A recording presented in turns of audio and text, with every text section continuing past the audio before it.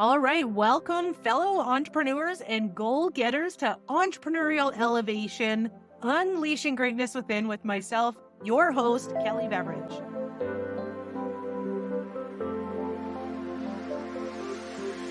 Welcome, everybody. I'm super excited for this episode today. I have a good friend of mine here. She is amazing. You're going to fall in love with her. What I love most about Jody is she has so much compassion for people and really understanding the human being and their design. And she's so good at what she does in helping people really get to know themselves and love themselves so that they can have a fulfilling life. And she's builds communities. She's great at bringing people together. I love having her in my life. She's one of those people that just makes you feel better when you're around her. And that's the truth. I've known her for over 10 years now. She's been a teacher for over 20 plus years. She's a life coach for over 10 years. She has her own business, Me Inc. Life, which is all around coaching and building courses for people. And she's recently written a book, which I'm super excited to talk about because I love the concept and the philosophy behind it. And the book is called Radical Responsibility. And it's what she calls, it's all about pink and blue energy solution to healing an exhausted, ambitious soul. And as an entrepreneur, I know that we can really get into the hustle and sometimes, burn ourselves out or feel overwhelmed or not be fulfilled. And so I'm excited for this topic today. Jody, without further ado, if you can come on and just say, hey, and if you can share, just give us a brief example and maybe a brief message around what is the pink and blue energy solution? Pink and Energy Blue Solution is a tool that you can use in order to help you create harmony in your life. Pink represents being and rejuvenation and being at ease. And blue represents doing, and that is being in action and experiencing the world through your senses. And so I called them pink and blue energy because pink represents divine feminine and just feminine energy in general. And blue represents masculine and masculine energy in general. And I totally understand it's a stereotype. I was playing on the stereotype, so it's really easily recallable in people's minds. I love that. And I think most people are going to be able to relate to this, that it would be great to have both of those in our life, to have harmony and to feel whole. Yet I know myself as an entrepreneur, I struggle with allowing pink energy in. And I am masculine a lot of the times because we need to do in order to get to where we want to go is a big belief. So I'm excited in this episode today to hear how we can start to allow more pink and how actually pink will allow us to be more productive and to lean into that. So I'm excited to pick your brain around those things. Now, Jody, I know that's where you're at now, yet how did you come to this? So take us back to your career because you were a teacher for, I think, 23 years. And Yeah. yeah, so tell us about that time when why did you make the change? When did you make the leap? How did you go from teaching, which I know you still do in a sense, but actually teaching in a classroom into entrepreneurship? Like every major change in life, sometimes it comes with a 2x4 in the side of the head, right? So for me, it was a diagnosis. And so I was seeing a doctor because I didn't feel well. I just felt blah. And I didn't really have a word for it. It was difficult to describe to people. And it was right in the height of the COVID craze. And so, of course, I got tested for that. I got tested for all of these different things. I'm at the age where perimenopause could be a thing. So I was stool tested, I was blood tested, my bile, they're testing like all of these different things. And there was really no direct answer until they came up with chronic adrenal fatigue. And basically, in layman's terms, it means that I was pushing so hard and pushing my body to the brink that my body was in breakdown.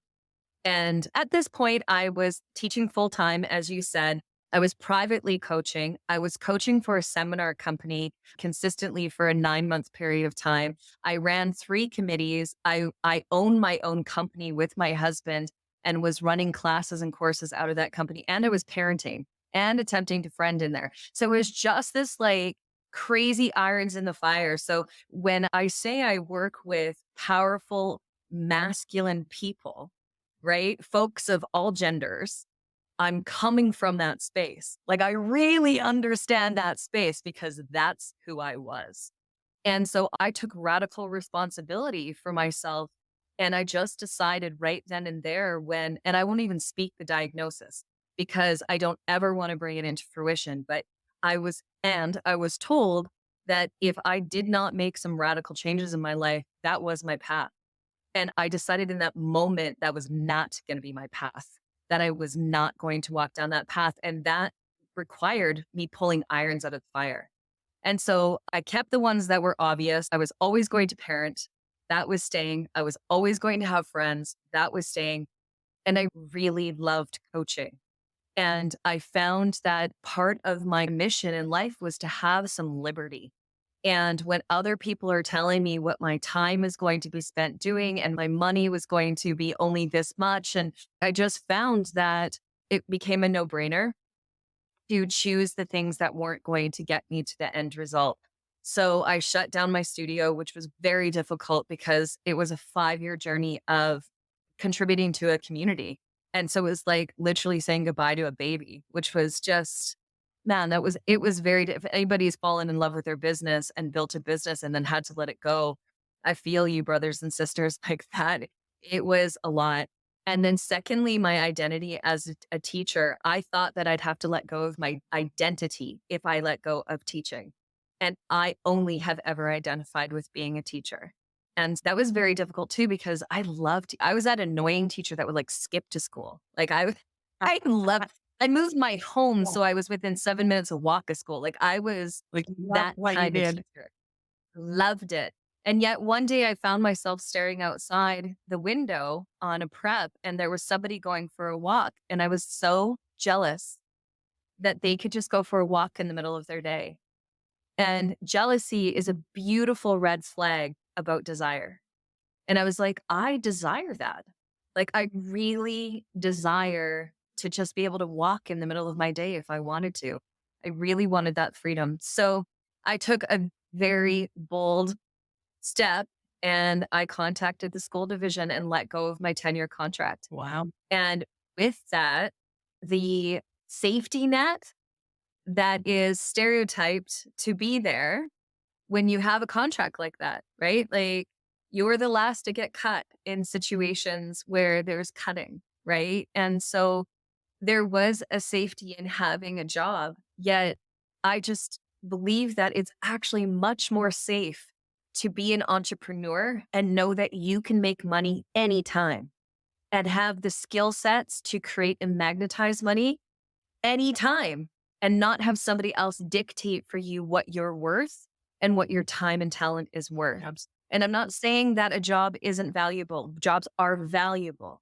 Yet for me, it was a shift in mindset that I needed to create in order to really truly step into being an I entrepreneur. love this. And there's so many nuggets in what you just shared. I want to dive into a few of them because, as you're sharing your story, and I actually did an episode, the very first episode on here was around the feelings people go through as they start something and work towards their end result. And as I'm listening to you share your story, I feel like you got to what I like to call a space of disillusionment where you've done something for a long time that you did love, that did get you results. Yet you're starting to realize you're not quite as fulfilled as you thought you were.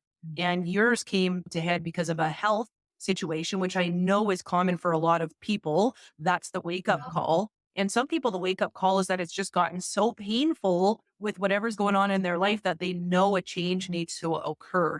And so, what would you share to entrepreneurs who are in that space right now? And they're asking themselves the questions like, is this my path? Is this what I want to do? Am I fulfilled? It's scary to take the leap of what you call the safety net. And so to get to that advanced growth, what would you say to people or what guidance would you have for people who are in that space to look at doing next? I would say be willing. Number one, be coachable. Be willing to look at your situation from a different perspective. And that is very difficult for a lot of people to do. So if you can't do it yourself, then pull a friend in, pull a coach in, get a coach, give somebody an opportunity to support you in moving from the current perspective you're in, which is more of a victim state of, I don't know how to do this, or I like, this is my life because A, B, C, D. I can't leave my job because these are my responsibilities. Yet if you were to move to another perspective, and this is what happened for me, I thought, if I remember teaching business in high school, and we were talking about getting paid per hour or per person and just like the different things that could come from that. And I said to my students, if I got paid per hour per person in this classroom and all of the classes I teach, I would make $27,000 a month. And that was based on minimum wage standards. That was if I got paid $15 an hour. If I actually got paid between $35 and $50 an hour, that would be doubled and tripled. So it would be closer to $50 to $60,000 a month as a teacher based on that formula. So when I was teaching it, I had an aha, and this, I guarantee you, if teachers are listening to this, they will be like, that happens to me all the time. When you're teaching a concept and then you yourself goes, oh, that's so good. Yeah. That's for your whole You start personal coaching life. yourself as you're coaching or teaching Yeah, other people. like, actually. And so it planted a seed in my head. And I thought, what if I did get paid per student? What if I did? What would that look like? And then I got to actually choose the people I want to work with. So I'm not doing classroom management. And I'm not having to deal with people who really don't want to be there, even when they have hard emotions. Hard emotions are nothing if you want to work through them. And so it was a very interesting kind of thought. And then the second piece that happened for me was I was at parent teacher student conferences and I had a line up on and that's not a good sign, Kel. Oh, You're like, man, usually if you go to parent teacher student conferences, you have a lineup of parents. okay. There's issues, There's something's not right? going right here. Yeah. Something's not working well in that classroom. And mine was the dead opposite. I had people sitting in front of me who were like, this is the first time my kid's ever been engaged. Your conversation that you're having in your classroom is our top conversation we've ever had at the dinner table. Do you teach adults? How can I take your class? I'm loving what you're teaching. And the things that I was teaching in the psychology class were all based on personal growth and development. So these kids were engaged because they were learning about themselves and how they tick. And we were also looking at societal norms because there was a sociology component. So we're looking at normative behavior and recognizing constructs. And so again, a seed was planted when a parent said to me, do you teach adults? And I was like, I don't know. I've never thought to teach adults. I guess I could.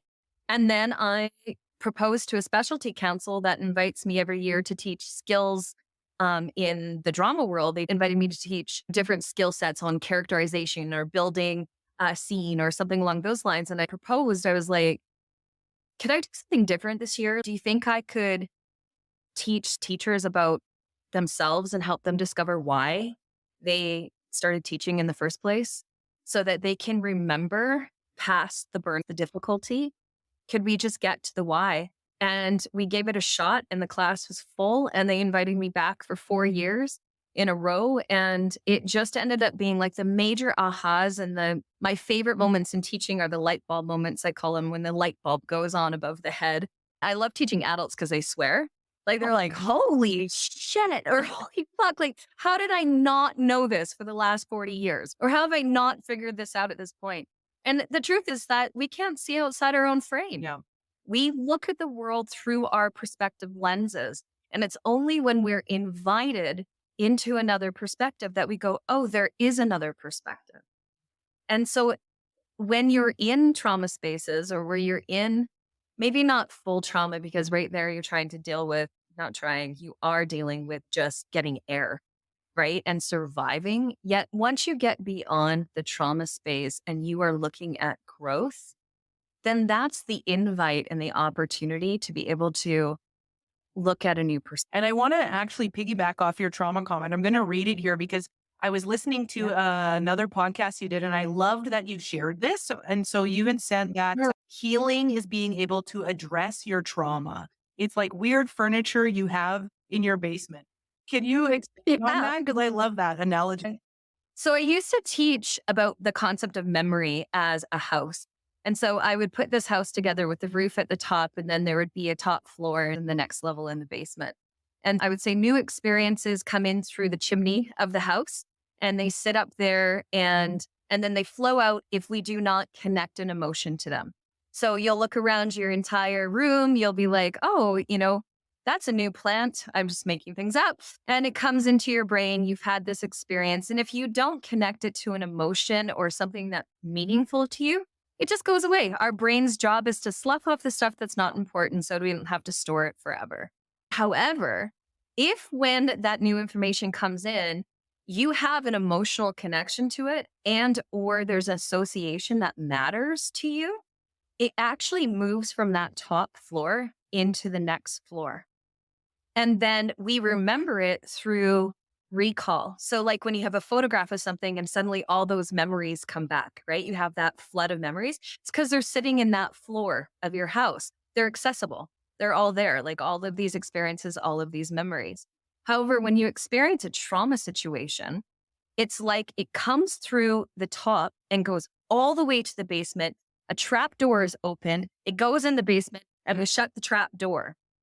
And that is a trauma response of forgetting what happened. And so some people go to that response.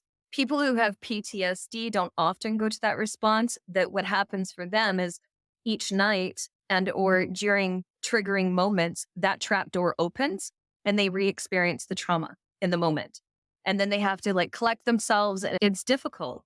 However, through therapy and through different means that are out there, EFT, there's so many different healing modalities. Eventually, you can open that trap door and the trauma kind of floats up and just becomes this weird furniture in your basement.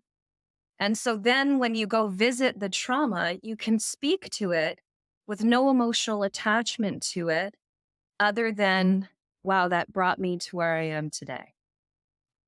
And so there's no pain attached to it anymore. And it's not taking the driver's seat in your life. And so I always loved that imagery because sometimes there is that weird furniture when you show up at your grandmother's house or whatever, and you're like, what is that? That ugly furniture. Like, what's left with that couch? Why do you still have that? It's so I love that too Right. because it almost puts a smile on my face if it can when you think of your past trauma or what you're overcoming that we tend to create a story around that we wear in our sleep sometime, right? And so now I love that idea of it's just the ugly furniture in the corner. Don't mind it. you know, It's all good. Yeah, it's just part of my house. yeah, Like it's part of what's built me into here, right? When I look through my memory bank, yeah, that happened. Yet it's just this like weird, ugly thing in the corner. Yet I'm going to choose to go with the floor above and recall the memories that feel delicious to me and can move me forward in my life now. And so my belief is without connection with other people through talk therapy, through narrative therapy, through a variety of different things that are out there, even EFT or therapy, that some people just keep that trap door shut and it starts to eat them in their body, right? And so that's why somatic therapy is really important or somatic in terms of getting it out of your body. Or I just watched this whole thing on myofascia release and just the emotions that are stuck in our body, right? So we don't always have to know the whole story, yet do you know that when those memories or experiences come in to become memories, there's an emotion attached to them as they float down that house. And so sometimes we experience the emotion and yet suppress the memory. The emotions are really raw and they're really real there. interesting. So, So what would you yeah, suggest somebody does? Because as somebody who likes to set goals, I think most people's goal in life is to be happy and fulfilled and love their day-to-day life. Yet the truth is we all have past experiences. And what would you suggest to somebody who has experienced the trauma, yet it's there? How do we move forward and create a new identity for ourselves or positive stories that serve us so that we can get the things that we want in our life and not have that thing hold us back? So I have a beautiful imagery for you. So imagine yourself standing sideways on a train track. And on the right side of you is the train that represents all your life experiences. But on the left side of you is the future and there's nothing. And sometimes, and I had this vision when I chose out of teaching full time, was like, I'm scared because I don't know what the future holds. I have no idea what's on that left side of me. So I'm not moving. I'm stuck on this track. Yet a coach shared with me a long time ago that what they don't tell you is you can take everything with you that you like. and just move all of the carts from the train to this side. And then the ones that are on this side of you, you may have to do some forgiveness work around. I forgive you for Ha'aponopono is my favorite, right? Please forgive me. I love you. Thank you. And I'm sorry. You can do, there's a variety of different healing prayers and forgiveness prayers, and acknowledging that you're here now to move forward because all that happened, right? That's radical responsibility. That's the piece of being like, I played a role in this because I showed up, because I lived in that household, not because you're to blame, but because you're here having this beautiful human experience. And we human really well, Yeah. right? With no perfection. And so when we human really well, that comes with trauma and change. And so give yourself permission to human really well. Yeah. And then also permission to allow it to stay as weird furniture in your basement. And I love the And analogies you're giving because it is a great visual, even the train track. And I feel like that's what you did because I want the listeners to hear stories and inspiring stories. Sometimes when we hear someone else, they took the leap of faith. It gives us the inspiration to do it. And what you said is you take the good things with you, or you take what maybe wasn't working and do something different and to take that with you. So as you shared your journey around teaching, you took that you love personal development, that you love coaching adults, that you didn't want to trade your time for money anymore, that you realized your worth in the time that you were giving was to be paid way more than what you were getting paid as a teacher, right? All of these things. And that gave you some ammunition to be able to go and take the leap of faith and start building your business. And so, what would you say to people? Because here's what I find, right? So, do you have something you want to can I say? interject for one Yeah. second? Yeah. So in the business world, that's called transferable skills. Right. So it's like I'm organized, I'm a leader, I can teach, I'm good at communicating. All of those skills came with me. So when somebody's in that transition space, they can look at the skills that they currently have in the job that they're currently in or the career they're currently in and look at the transferable skills. Like what's coming with me here? I don't have to leave my great communication behind. I don't have to leave my connection with other people or my superpower of connecting other people to things behind. I can actually bring that all with me. So that's actually a term that already exists. I just love speaking in visuals. Yeah. And I do that too in the transferable skills. I want to speak a little bit about the identity too, because your identity was a teacher. And I know that people get really connected to their identity based on what they do. I'm a teacher. I'm a coach. I'm a wife. And yet that's not actually our identity. Yet it's just how society sometimes gives us an identity. And you still are a teacher. So it's not like you have to shed a whole new skin to be able to go and make the leap of faith. It's just how do you redefine the identity that feels good for you in a different light? And I feel like that's what you've done now as a coach, teacher, in just a different way. Thank you. I call it wearing hats, right? They're just different hats I've put on. I'm putting on my mom hat today. I'm putting on my teacher hat today. I'm putting on my coach hat today. And that was the other thing that I thought was really interesting.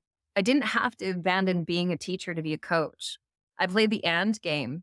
I could be a coach and a teacher and a mom Yeah. and a sister and a friend. And like I played the and game. And some people think that when they leave a career, they'll have to leave that identity.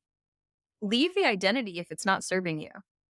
If it's no longer serving you to be identified as a plumber, an electrician, a provider, a whatever the identity you've decided to clutch onto, if that is no longer serving you, let it go. I want to use this to segue into your concept of pink and blue because I'll speak to myself. I was really caught up in the hustle culture, right? And that was an identity that I wore like a badge of honor. I hustle, I grind, I False work 10 bitch. hours a day. Like I am in action, right? And I know as Yeah. entrepreneurs, there's times where it's really important to be focused and intentional and in a lot of action. The journey's a marathon, yet it's important to have sprints in there.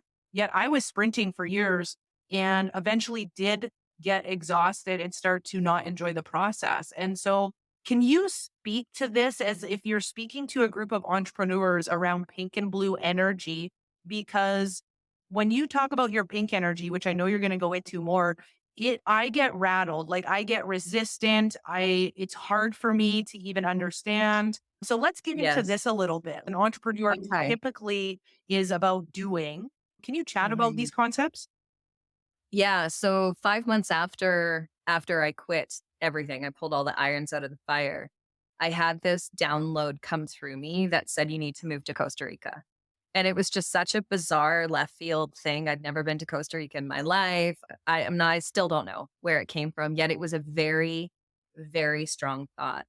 And what I do know now is that I needed to be in a culture that reveres time. And in fact, to the point where if you pay certain people a certain amount of money in Costa Rica, so for example, you go in and you decide to give everybody a raise, they'll work until Wednesday.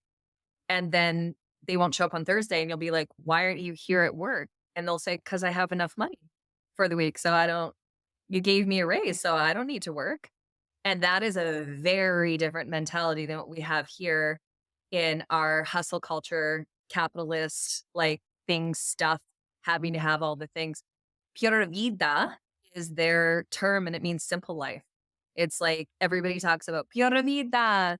And when I got down there, that is a journey and you can read about it in my book. Yet my family chose to come with me and we did move there for just under 3 months because you have to leave the country at 3 months and then come back. And we were in a space where we decided my youngest son wanted to go back to a brick and mortar school, was missing his friends. We just made a family decision to come back. Yet in that 3 months, everything for me. And so I learned, I had a guy on the street yell, Yo, Chiquita, where are you going? Donde está? He says. And I go, La playa, the beach. And he is, No, where are you going so fast? Right. And I Yeah. was like, Oh, didn't even know. I didn't know I was walking fast because that was just the pace I ran my life at. Interesting. Hey. Yeah. And so it was very what I call doing energy, very blue energy. Even walking was this dark blue, purposeful. I prided myself on how can I get there faster, better, easier. Right.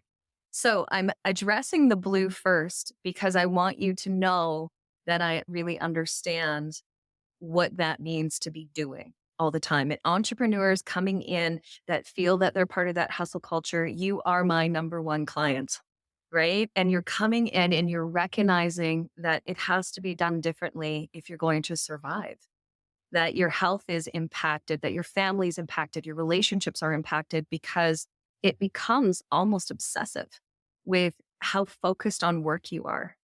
And so the first is recognizing your identities outside of work.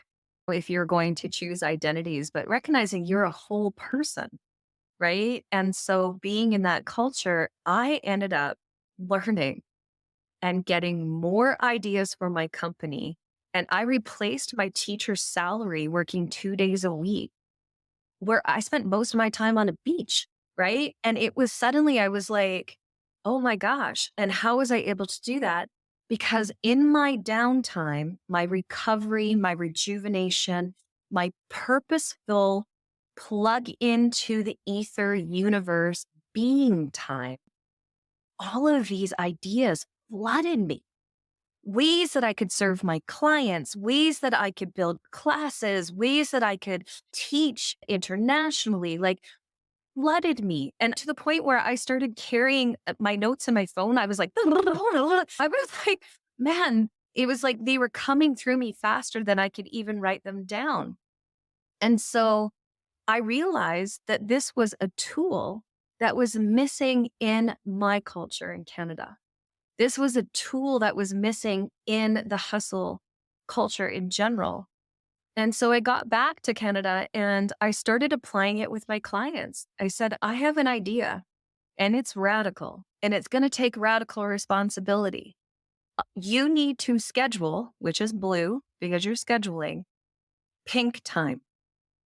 And they were like, I'm sorry, Yeah. what? What's pink time? And so, yeah, what Yeah. is pink time?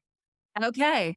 So pink time and pink energy is being time and being energy.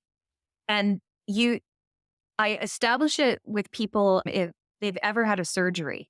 Because if you've ever had a surgery and you've had to get up and go change the laundry, you know That's all the energy you had. You can't even fold it.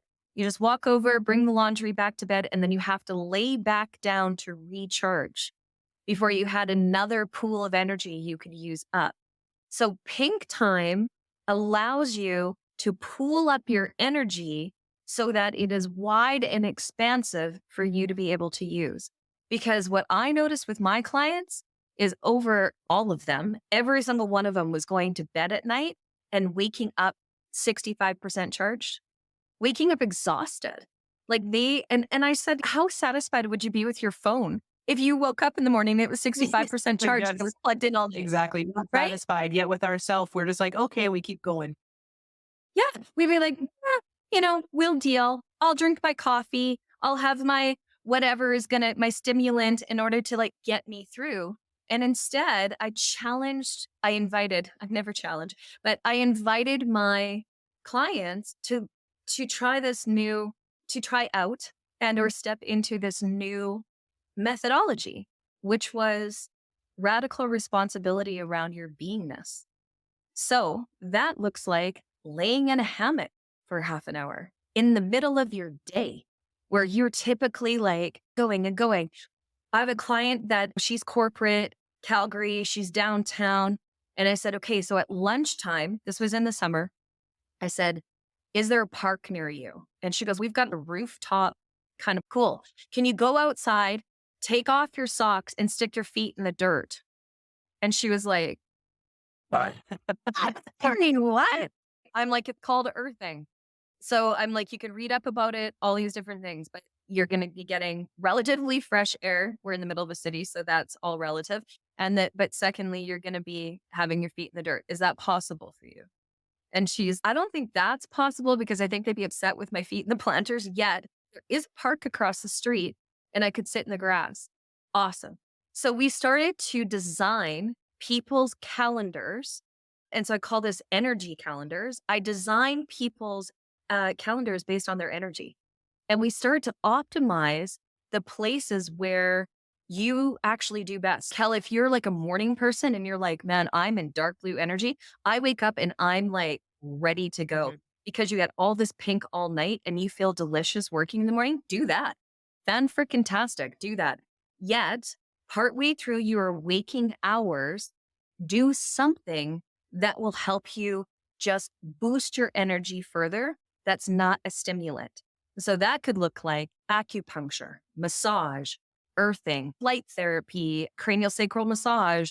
I have a list in my book of 60 things that you can do, which is so funny. You can do to be, right? And so it's right. like you can engage in so that you can be.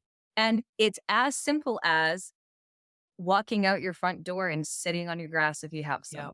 You know No? what I love that you're Lay sharing? Because I think down. most people have this. If I'm going to book a trip, I can't wait to get away so I can have some downtime. Oh man, like next month, I'm so excited because I'm going to be able to take a weekend off, or we have to Yeah. go somewhere, get away to be able to be. And I love your concept because what I'm hearing as you're speaking is it's actually a way to live day to day where you allow yourself the recharge time in real life time and how many of us allow us to do that. And so, what would you say to entrepreneurs? Like, because I'm just going to relate it to myself again, because I think that it's relatable.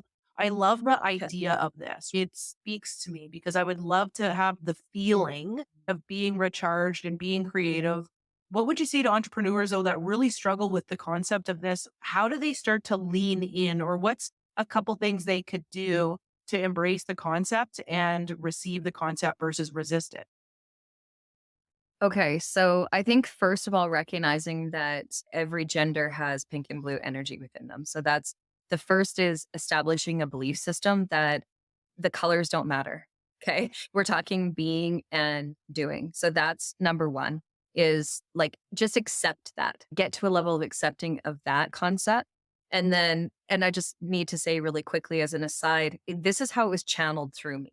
I didn't choose, people are like, why did you choose that? I was like, I didn't. I wrote it down as it was coming through me.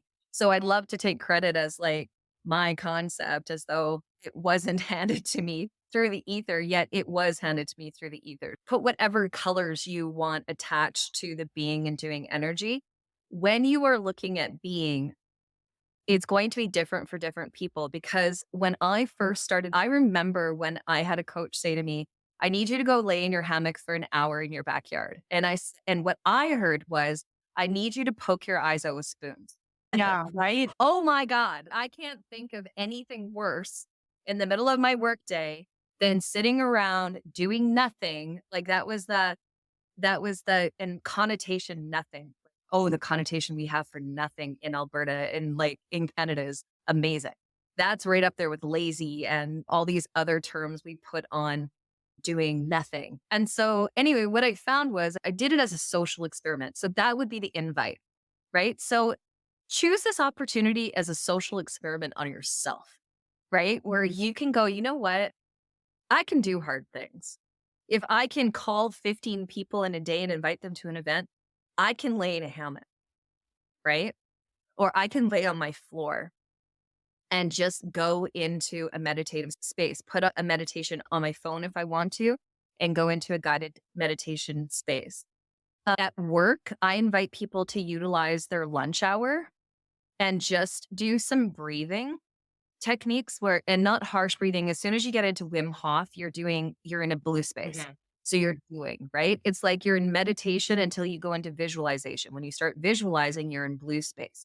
So it's important to just allow yourself to be. So I think a couple really quick ones: show up at work 5 minutes early and stay in your car with your eyes closed for five minutes. Set your timer and just breathe. Just allow yourself to be.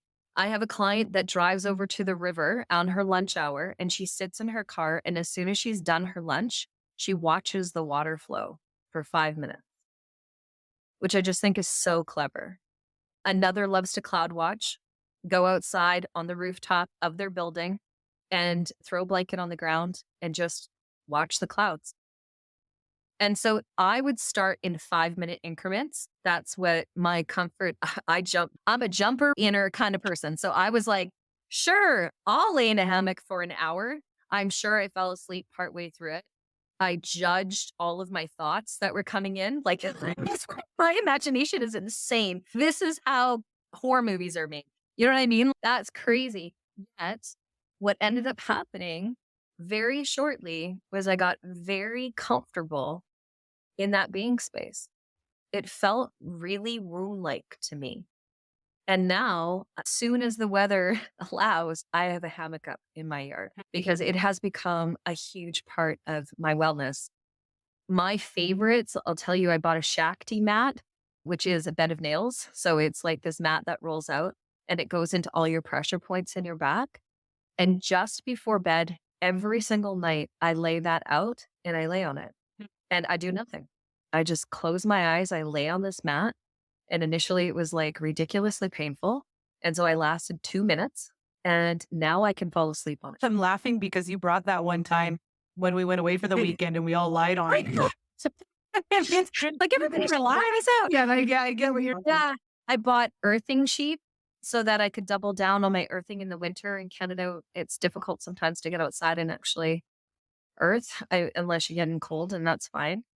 There is a variety of different ways. Yet one of the things I want to be very clear about is you don't have to do something you don't like. My husband is a cold plunge entrepreneur. That guy, he can sit in a cold plunge every single day. He doesn't love it. Not every day does he love it, yet he can get to a being space in a cold 3 degrees. He can actually relax into that space and totally be. I have people who are like, that is my biggest nightmare. And I'm like, then don't do that. Yeah. Don't do that. Go sit in red light. Red light therapy is so therapeutic. Like the rejuvenation, the de-inflammation. There are a lot of things out there. I just want to be very clear with my book. I didn't pick apart all the pink things and do a deep dive into all the science of it.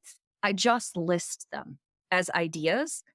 And if you guys end up coming to my launch, if you're in YYC area, there's going to be a lot of pink practitioners at my launch. So you can meet people who do these things, right? So that you can know where you can go to sit in red light saunas, That's awesome. right? So you can just be. Okay. So, hey, before I tell people where they can find you, and we get a couple other questions in here, I want to just Yeah. ask a question I have is, can you give three just tips or guidance around how does allowing pink into our life support us in getting more results or getting better results or increase our productivity? So, what is the benefit of pink when it comes to that? So, number one, your cortisol levels drop, which allows you not to be in that fight, flight, freeze, fawn response so that you can actually allow for ideas to come in. Because when we're in that trauma response, we go single-minded focus. Our body, our stomach's filled with acid, our skin tastes disgusting, our bowels eliminate. Like this is all a physiology response to being in the fight, flight, freeze situation. So pink gets you out of that. It allows your body to feel safe. It allows you to be in this ease, peaceful space. So that's number one. Number two is that you allow connection to source energy. So call it God, call it Gaia, call it the ether, call it quantum physics and quantum energy, whatever you relate to, you can only get there by being in pink, really. Some people talk about moving meditations. So sometimes there's light blue stuff that you can do in order to I've heard people get to that space or touch that space in like yoga classes, for example, but like moving yoga classes, not just yoga nidra. And it allows you to connect to source in the ether. And that allows you to have the 1+1 = 3 response of downloading all the ideas of anybody who's attached to the ether. Right. So that's the second piece. And the other one is just productivity. Have you ever had a situation, Kel, where you've just had too much rest and you actually feel like I need to get stuff done? Like I just need to get it done. Our bodies are built in homeostasis. We want to find balance. That is the point. So there is a point where I was afraid. I was like, if I leave the dishes, my house is going to be gross. And my coach at that time challenged me and said, no, it won't. Because at some point you're going to get sick of the dishes being there and you're going to go, I need to clean this up. And it's just naturally going to happen.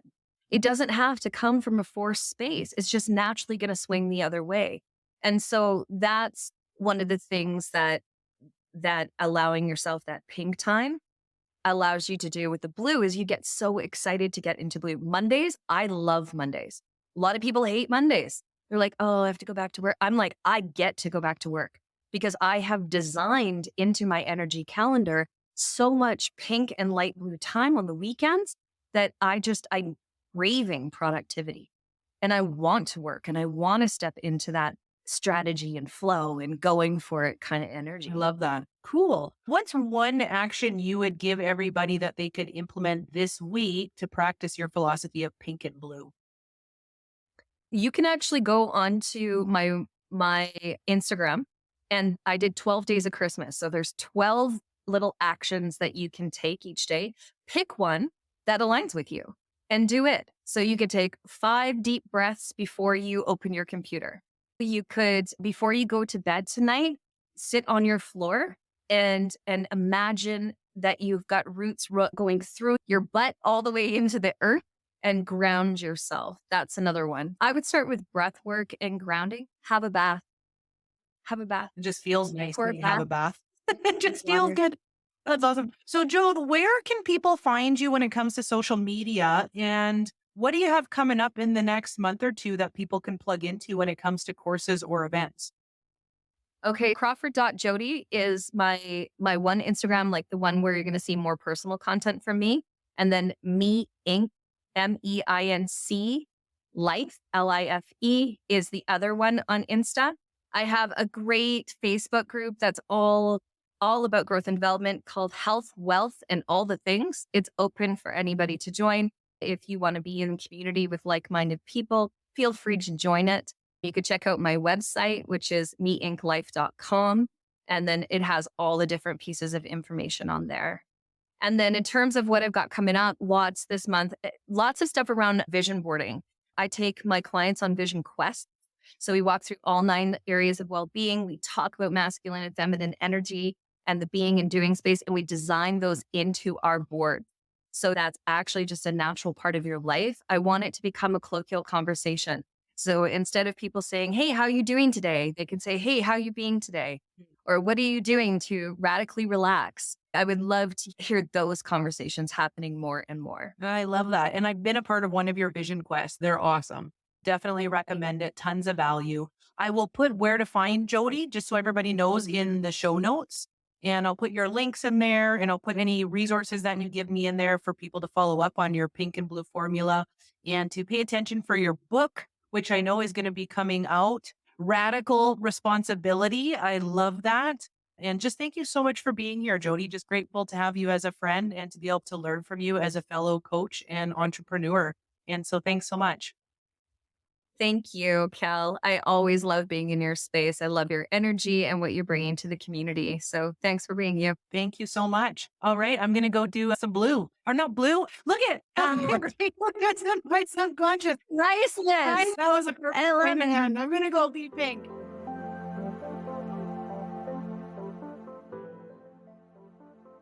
Oh, wow. It was so great to hear from my friend Jody around the philosophy and formula of the pink and blue. I know for myself, coming off of a few years of being a hardcore workaholic, that there's resistance leaning into the pink, yet I know it's necessary to tap into who I am and what I'm all about and to allow myself to do some soul searching, right? And discover more about myself. And so I encourage all of you to practice pink this week, practice being in pink. And so if you want to continue this conversation, I would love to hear from you and meet new friends and build this community. And you could go over to my Instagram at entrepreneurial_elevation and leave a comment, reach out to me, chat to me. I would love to hear from you. So with love, greatness, and success, it's Kelly Beveridge. Thanks for listening.